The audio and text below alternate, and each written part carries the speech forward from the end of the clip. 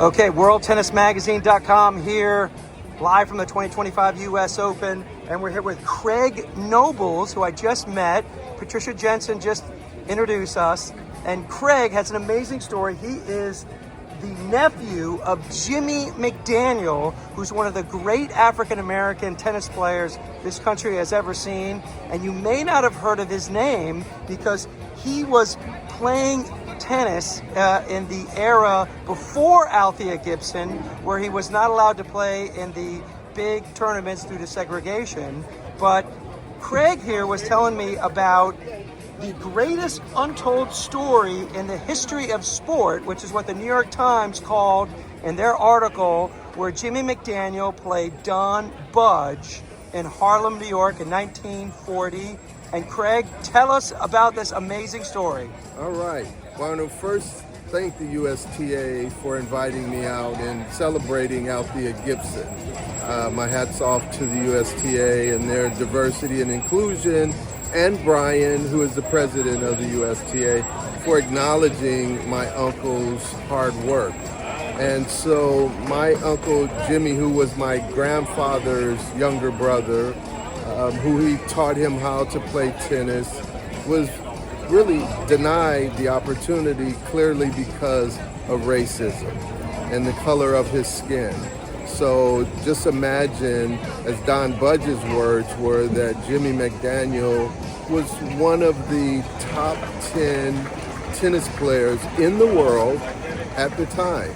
And so due to the Jim Crow laws, Jimmie McDaniel had to travel from Los Angeles to New York City, Harlem, New York, in 1940 to play this match, which Don Budge accepted. And so my hat's off too to Don Budge and his family, because you could just imagine the backlash that Don Budge took by actually accepting the match and playing this match, and then Wilson allowing it to happen with them sponsoring Don Budge at the time.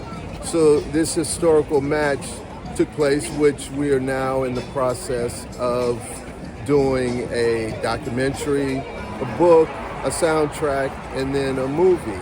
And so my partner's Harborview investment firm is supporting the financial endeavor and giving us the support, and our record label partners are, really excited about the soundtrack of it.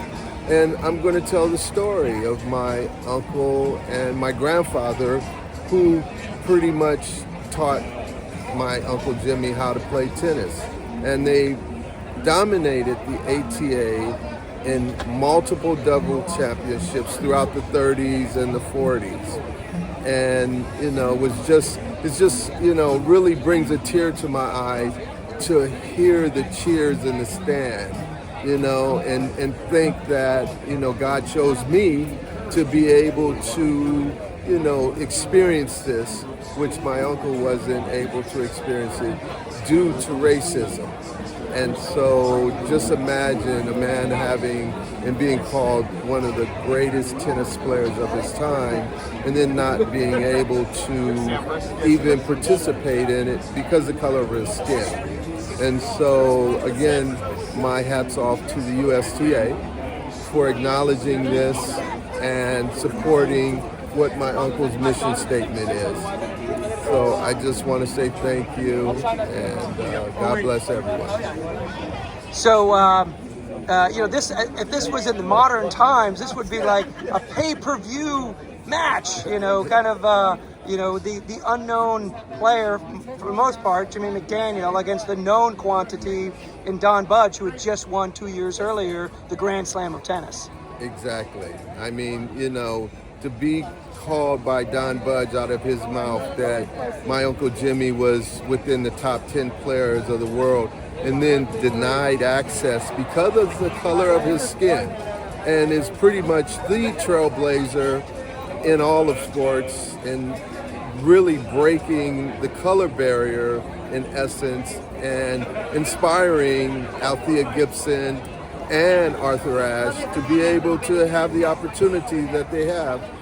My Uncle Jimmie risked his life you can imagine what it took in 1940 for a black man to travel, an Afro-American to travel from Los Angeles to New York City.